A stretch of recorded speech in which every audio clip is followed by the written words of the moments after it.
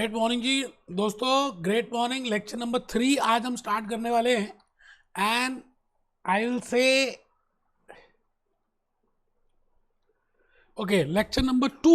आई think मैंने today I want to start with lecture number 2। I have already delivered lecture number 1। मैंने last lecture में आपको forecasting techniques का intro बताया था और मैंने आपको एक जनरल व्यू बताने की कोशिश की that what I mean by covariance, why I want to do measures of relationship and what I mean by coefficient of correlation.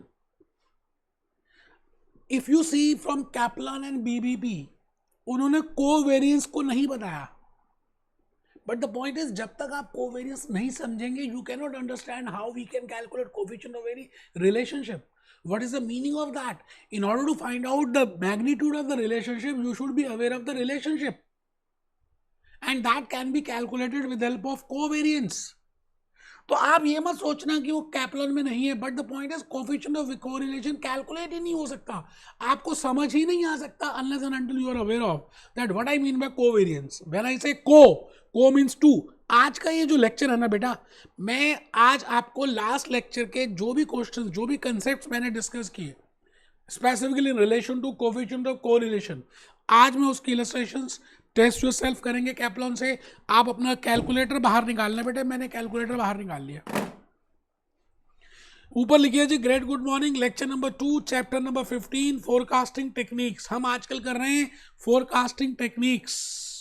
It means हम भविष्य को निकालने की बातें कर रहे हैं. I want to predict something, I want to find out the relationship, I want to find out the expected values, I will be using the probabilities. And today in this chapter number 16 हम क्या कर रहे हैं, forecasting techniques में time series की बातें अभी करेंगे, इंडेक्स नंबर्स की बातें करेंगे. Up to this point we have discussed what I mean by coefficient of correlation. तो मैं आज आपको इस लेक्चर के थ्रू ये बताने वाला हूं कि it always seems impossible until it is done. जब तक आप नहीं करेंगे फोरकास्टिंग आपको मुश्किल लगेगा, है ही मुश्किल. स्टैटिस्टिक्स है, थोड़ा सा एफर्ट्स करने पड़ेंगे, कैलकुलेटर का यूज करना पड़ेगा. अभी स्प्रेडशीट्स भी बताऊंगा, तो थोड़ा सा हल्का सा आपको एफर्ट करेंगे तभी बेनिफिट मिलने वाला है. आइए जी, इन सभी बातों के साथ ये चार्ट आपने लास्ट लेक्चर में भी प्रिपेयर किया था. लेक्चर नंबर 1 में मैंने बताया था इन forecasting techniques that we are doing actually measures of relationship. हम एक्चुअली में मेजर्स ऑफ रिलेशनशिप डिस्कस कर रहे हैं.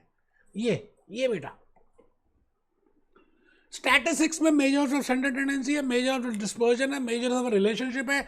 मैंने ये जो वेरिएबल पहला था ना, रिग्रेशन कोफिशिएंट, रिग्रेशन लाइन, मैंने इसको कहा कोवेरिएंस. इट मींस दो वेरिएबल्स के बीच में पहले हम रिलेशनशिप देखते हैं कि क्या ये आपस में रिलेट भी कर रहे हैं नहीं. जैसे मैं कहता हूं कि ये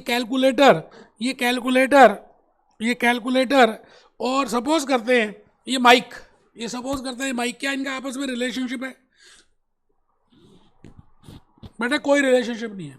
हाँ, कैलकुलेटर का मार्कर का रिलेशनशिप हो सकता है, but the point is we want to firstly find out how much is a covariance, whether they are positively related, whether they are negatively related or whether there is no relationship. उसके बाद उसका magnitude निकालने के लिए मैंने आपको कहा था आप दूसरा टूल यूज करना जिसका नाम है coefficient of correlation, small r. But आप अगर कैप्लॉन देखेंगे, मैं अभी दिखा रहा हूं आपको कैप्लॉन, अभी हम बीबीबी देखेंगे तो they have use a very simple concept while calculating coefficient of correlation. मैंने जो भी लास्ट लेक्चर में बताया था ना, आपको कंसेप्चुअल आपका बैकग्राउंड को बिल्डअप करने के लिए जो केस स्टडी बताई, जो लॉजिक्स बताए, जो फॉर्मूला बताया. बट अभी कैप्लॉन में हम एक छोटा सा फॉर्मूला करेंगे और उससे हम कोफिशिएंट ऑफ कोरिलेशन कैलकुलेट करेंगे, बिकॉज कोवेरिएंस उन्होंने बताया नहीं है, उन्होंने उसको रिग्रेशन इक्वेशन कहा. तो मैं चाहता हूं कि जो formula they have used I will be using that only. और आपने स्टैटिस्टिक्स में उसी को किया होगा. आइए जी, ये मैंने लेक्चर प्लान बताया था. आई have already delivered lecture number 1. मैं इस समय लेक्चर नंबर 2 में हूं. मैं अपनी कहानी में आज क्या क्या कराने वाला हूं. आप सबसे पहले तो कैप्लॉन में आ जाए दोस्त, खोलिए कैप्लॉन. बेटे कैप्लॉन ओपन कर दीजिए और कैप्लॉन में सीधा मैं आ गया फोरकास्टिंग टेक्निक्स में, और उसके ऊपर सीधा मैंने लिखा हुआ है correlation. Now they have not discussed covariance, they have directly started with correlation. But आज आप लेक्चर नंबर 2 में हैं, आपके बैकग्राउंड में कहीं ना कहीं कंसेप्ट क्लियर है कि कोरिलेशन का मतलब क्या होता है, कि if I want to calculate how much magnitude they are related with, कितनी गहराई से वो एक दूसरे से आपस में रिलेट करते हैं, उसका नाम है कोरिलेशन। तो देखिए जी क्या लिखा हुआ है, कोरिलेशन। अब इन्होंने वर्ड यूज किया रिग्रेशन एनालिसिस, बट मैंने आपको रिग्रेशन एनालिसिस नहीं बताया अभी तक, वो नेक्स्ट टू नेक्स्ट लेक्चर में डिस्कस करेंगे। बट रिग्रेशन एनालिसिस में वो एक कोवेरियंस ही कहना चाहते हैं। Regression analysis attempt to find out the straight line, it means relationship. Straight line छोड़ दीजिए, मैं कहता हूं जी कोवेरियंस, जो आपने कोवेरियंस किया, covariance wants to find out the relationship between two variables. हाँ, regression analysis wants to find out the straight line, the line relationship, वो भी डिस्कस करेंगे, the relationship between two variables. And correlation is concern about how strong, कितनी गहराई है उनकी relationship में, उसका मैग्नीट्यूड निकालने के लिए हम कोरिलेशन करते हैं। ये बात हमें पता है। पॉजिटिव कोरिलेशन भी होती है, नेगेटिव भी होती है। आलिया भट्ट रणबीर कपूर में पॉजिटिव है, आलिया भट्ट कैटरीना कैफ में नेगेटिव रिलेशनशिप है। ठीक है जी। रिलेशनशिप कोरिलेशन कोएफिशिएंट आर से रिप्रेजेंट करते हैं, +1 भी हो सकता है, -1 भी हो सकता है, बट हम जनरली -1 को इम्परफेक्ट बोलते हैं। बट इन्होंने क्या किया, इन्होंने दोनों को परफेक्ट बोला है। तो कोई घबराना नहीं है। परफेक्ट का मतलब है कि जब 10% से एक वेरिएबल चेंज होगा तो दूसरा वेरिएबल भी 10% से चेंज होगा। हाँ, अब चेंज ऊपर सेम डायरेक्शन में होगा तो पॉजिटिव है, ऑपोजिट डायरेक्शन में होगा तो नेगेटिव है। हम जनरली उसको इम्परफेक्ट बोलते हैं, but capital people, BBB people, they have used it as a perfect relationship. तो आप समझ लें, if R is directly equal to +1 और R is equal to -1, it means their relationship is perfect. ठीक है सर। और ये चित्र भी मैंने बनाए थे। उसके बाद जनरली रियल लाइफ में आप देखें तो 100% रिलेशनशिप हो ही नहीं सकता। Perfect relationship can not be there. There are so many factors which can affect the variable thoughts. आप बताइए, आपके विचार हर क्षण हर समय बदलते रहते हैं। तो नो डाउट आपके जो इंट्यूशन है, जो आपकी विजन है, जो आपका ड्रीम है, that is the most important factor with the help of which your thoughts will be motivated. But उसके अलावा भी आप लोगों से मिलते हो, आप यूट्यूब देखते हो, आप बाकी चीज़ें करते हो, तो आपको कहीं ना कहीं उसकी सेंस आती है और अल्टीमेटली उससे भी इफेक्ट होता है। So there can not be a perfect relationship, so there has to be a relationship which is between perfect and imperfect, and then the point is unrelated. कुछ रिलेशनशिप ही नहीं है। जैसे मैंने कहा, कैलकुलेटर की और इस माइक की कोई रिलेशनशिप नहीं है, कैलकुलेटर की इस माउस की भी कोई रिलेशनशिप नहीं है। ठीक है सर। तो आइए मैं आगे चलूं, कोएफिशिएंट ऑफ कोरिलेशन। अब पॉइंट याद है बेटा, दे हैव यूज्ड दिस फॉर्मूला।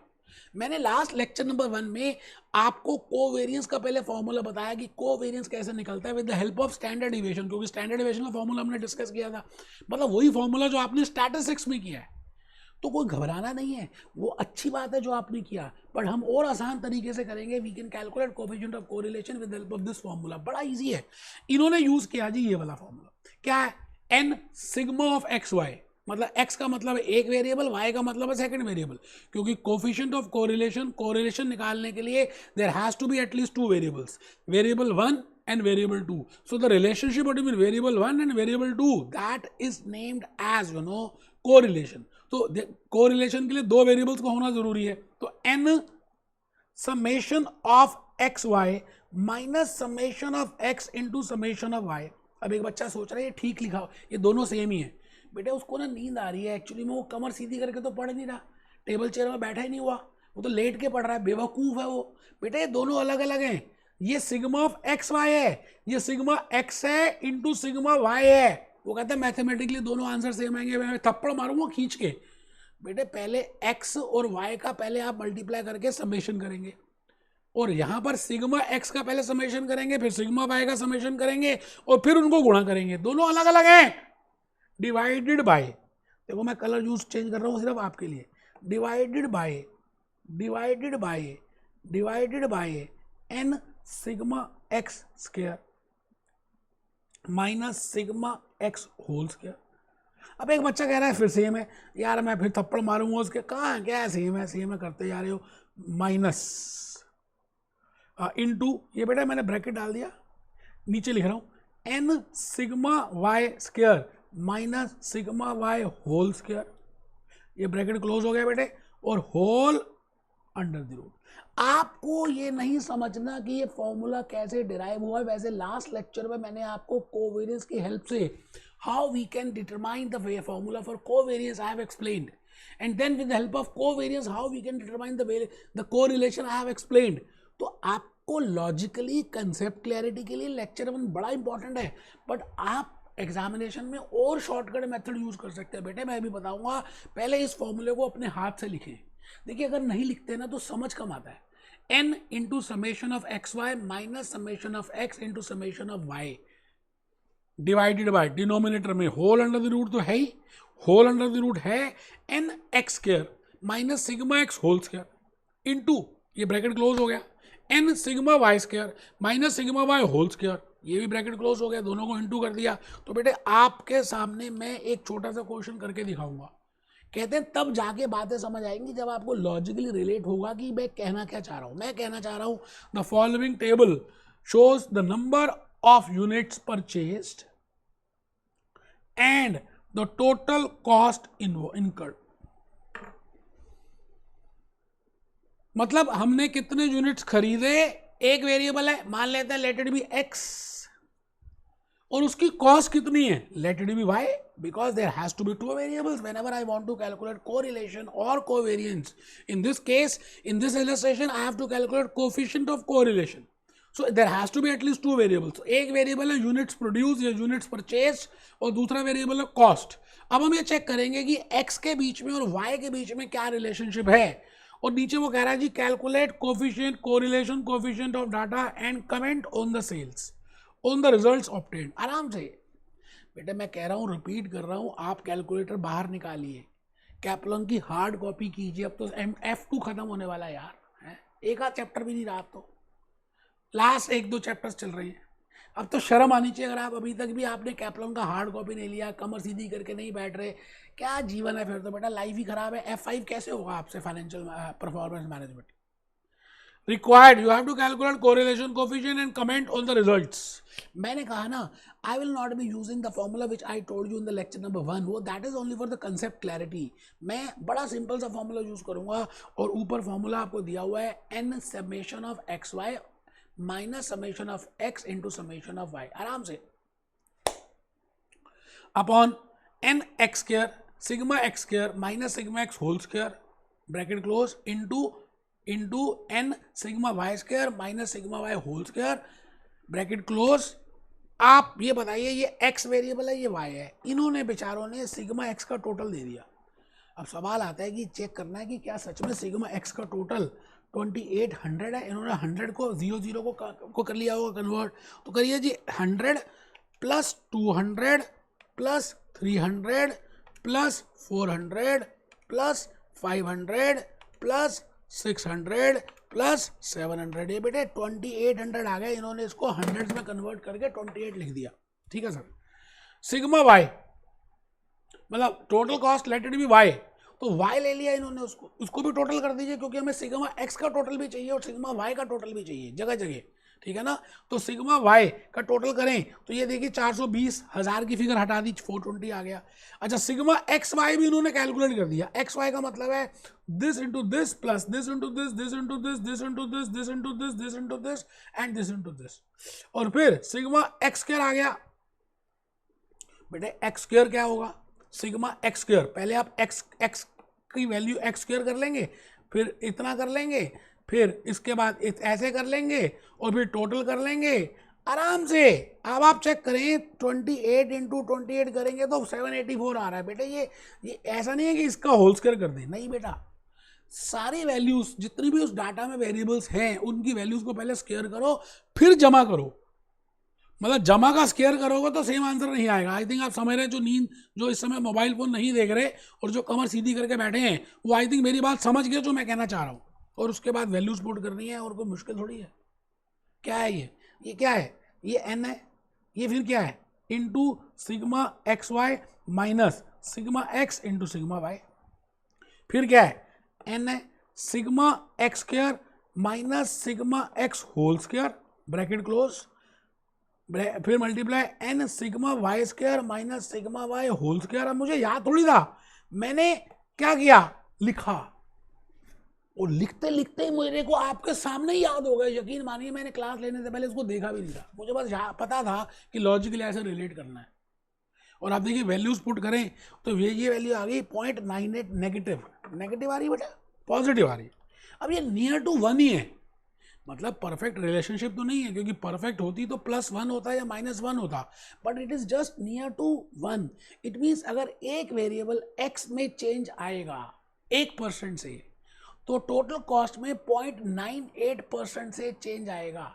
अगर x में 10% से चेंज आएगा तो टोटल कॉस्ट में, मतलब यूनिट सोल्ड में या प्रोड्यूस में 10% से चेंज आएगा, तो टोटल कॉस्ट में 9.8% से चेंज आएगा। इट मीन्स दोनों बिल्कुल लगभग साथ ही है, they have near to perfect relationship. I think आप समझ गए, ठीक है जी। तो आइए मैं एक नेक्स्ट क्वेश्चन की तरफ बढ़ूं, test you understanding question number 2, which of the following is not, वो कहता है कौन सी नहीं है क्या feasible value for the correlation coefficient. आपको पता है कोरिलेशन कोफिशिएंट के लिए -1 +1 की वैल्यूज ही होती है, इससे ना कम हो सकती है ना ज़्यादा हो सकती है। इट मीन 0 तो है, ये भी है, ये भी है, बट बेटे आप ये बताओ, आप ये बताइए कि क्या 1.2 हो सकती है? नहीं हो सकती। 1 से ज़्यादा नहीं हो सकती यार, ज़्यादा से ज़्यादा परफेक्ट रिलेशनशिप होगी, उससे ज़्यादा क्या होगा। Test you understanding question number 3।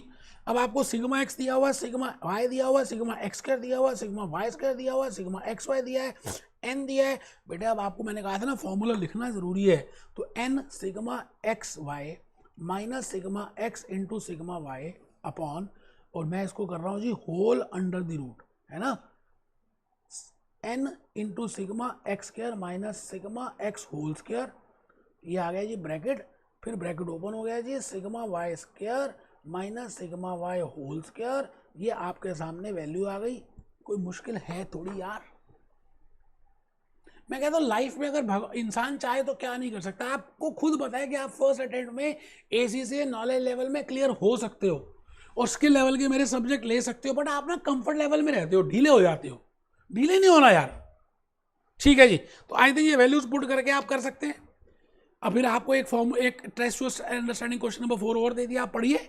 इसको वेरिएबल x मानिए और इसको वेरिएबल y मानिए, सेल्स रेवेन्यू को और एडवर्टाइजिंग को। एडवर्टाइजिंग जो है इंडिपेंडेंट वेरिएबल है और सेल्स डिपेंडेंट है। जितनी ज़्यादा एडवर्टाइजमेंट करोगे, जितनी ज़्यादा कैटरीना कैफ के ठुमके लगवाओगे, जितना ज़्यादा प्रियंका चोपड़ा को कहलवाओगे कि मैं लक्ष्य नहाती हूँ, उतनी सेल बढ़ेगी। अब आप ये चेक कर रहे हैं कि अगर हमने एडवर्टाइजमेंट एक्सपेंडिचर 10% इंक्रीज किया तो whether sales will also increase with 10, ठीक है जी। तो चलिए आप कर सकते हैं, मुझे पता है। और इन्होंने सभी वैल्यूज दे भी दी आपको, देखो सिग्मा x दे दिया, सिग्मा y दे दिया, सिग्मा xy दे दिया। अब आप कहें कि इससे ज्यादा तो भैया फिर r ही निकाल के दे देते हैं, बाकी घर में कर लेना आराम से, है ना। नेक्स्ट पॉइंट जो मुझे बताना है उसका नाम है कोफिशिएंट ऑफ डिटर्मिनेशन। मान लेते हैं ऊपर वाला जो आपने ये एग्जांपल किया, ये एडवर्टाइजमेंट्स का और सेल्स का, इसकी आपने कोरिलेशन निकाल ली और इसकी कोरिलेशन आती है 0.992, मान लेते हैं 0.992 आती है। तो 0.992 क्या ये, अब इसमें हम ये देखना चाह रहे हैं कि क्या सच में ऐसा ही होगा, यही चांस होंगे कि भाई अगर हम सेल्स एडवर्टाइजमेंट एक्सपेंडिचर 1% से बढ़ाएं तो क्या सच में ही 9.92% से सेल्स बढ़ेगी? Why not 10%? मतलब 1.8 का तो अभी भी डिफरेंस है, वाई नॉट विद दैट 1.08? मतलब इनके बीच में असमानता क्यों है? क्योंकि there are so many other factors also which affect the sales and advertisement expenditure. खाली एक फैक्टर इंपॉर्टेंट नहीं होता बेटे। आप बताओ ACCA बनने के लिए आपके लाखों फैक्टर्स हैं विच आर वेरी प्रीशियस। आपका हार्डवर्क, आपके इंटेंशन, आपके पेरेंट्स की आपको सपोर्ट, मेरे लेक्चर्स, आपका मेहनत, आप पता there are numerous number of factors which relate with your success. तो मैं आपसे यही तो बात कहने जा रहा हूं कि आपने जो अभी रिलेशनशिप निकाली, ठीक है, एक वेरिएबल की दूसरे के साथ वो प्रीडोमिनेंट फैक्टर थे। जैसे आपका हार्डवर्क और आपकी सक्सेस का प्रीडोमिनेशन है, डोमिनेटिंग रिलेशनशिप है 90%, 95%, but still there are 5% other factors which play a very important role, जो आप हार्डवर्क से अलग हैं। इसी तरह से जब मैं कहता हूं कि आप दो वेरिएबल्स की रिलेशनशिप निकाल रहे हैं, तो क्या वो दोनों वेरिएबल्स की जो रिलेशनशिप है उन्हीं से डिटरमाइन होगी या उसके अलावा भी, उस दूसरे फैक्टर से के अलावा भी कुछ दूसरे फैक्टर्स है, जैसे क्या मैं एडवर्टीजमेंट ही एक इंपॉर्टेंट फैक्टर है सेल्स को बढ़ाने का, या along with advertisement there are other factors also. तो बेटा वो जो अदर फैक्टर्स ऑल्सो हैं उसको बोलते हैं कोफिशिएंट ऑफ डिटर्मिनेशन। या ऐसा समझ लीजिए कि जो आपने कोफिशिएंट ऑफ कोरिलेशन निकाला उसकी वजह से कितने % चांस है कि दोनों का रिलेशनशिप हुआ, मतलब उसके अलावा कौन से फैक्टर्स हैं, मतलब अगर उनका आपस में डायरेक्ट नहीं हो रहा तो और कौन से फैक्टर्स हैं जिसकी वजह से, तो वो बात यहां पे लिखी है। The coefficient of determination measures the proportion of changes in Y that can be explain by changes in, it means X बढ़ेगा और वाई बढ़ेगा, मतलब एक्स अगर 10% से बढ़ेगा तो वाई 9.92 से बढ़ेगा। Why not with 10? Because there are other factors. तो कोफिशिएंट ऑफ डिटर्मिनेशन ये कहता है कि कितने % की आपस में इनकी एक्सप्लेनेशन है, मतलब कितने % एक वेरिएबल बढ़ेगा तो हम एक्सप्लेन कर सकते हैं कि दूसरे वेरिएबल उतने % से बढ़ेगा। देखिए जी, the has been this calculate the coefficient for the small super, ऊपर जो हमने किया, जैसे मैंने कहा जी आर ऊपर निकाला था 9.92, तो कोफिशिएंट ऑफ डिटर्मिनेशन बड़ा इजी है। जैसे हम स्टैंडर्ड डेविएशन निकालते थे तो वेरिएंस क्या करते थे, को whole square of standard deviation. Similarly coefficient of determination is whole square of coefficient of correlation. तो आर स्क्वायर की वैल्यू निकाली 0.992, that comes to 0.984। It means 98.4% of the changes in sales, क्योंकि sales is a dependent variable, 98.4% changes in sales can be explained by changes in advertising. It means there are so many other factors also which will affect the sales other than advertising. That is 1.6%. तो coefficient of determination के ऊपर 2 बार question आ चुका बेटा, करना चाहिए। मैं भूपेश आनंद इस समय लेक्चर 2 में हूँ, चैप्टर 16 में हूँ, फोरकास्टिंग टेक्निक्स है। इन लास्ट लेक्चर हमने कोवेरियंस किया था, कोरिलेशन किया था, बेसिक लॉजिक सीखे थे। आज हमने उसको कैपलॉन की नज़र से किया और एक ही फॉर्मूला समझना है, n sigma x Y into minus sigma x into sigma Y whole under the root n sigma x square minus sigma x whole square bracket close n into sigma Y square minus sigma Y whole square bracket close. X एक variable है, Y दूसरा variable है। Generally हम X variable independent variable को कहते हैं और Y variable dependent को कहते हैं, इसीलिए हम कहते हैं एक्स ऑन वाई। अगर आप ग्राफ बनाएं तो एक्स ऑन वाई होता है। आई थिंक आप समझ गए हैं। हम लेक्चर 3 में मिलेंगे। Be happy, B jolly, B cheerful.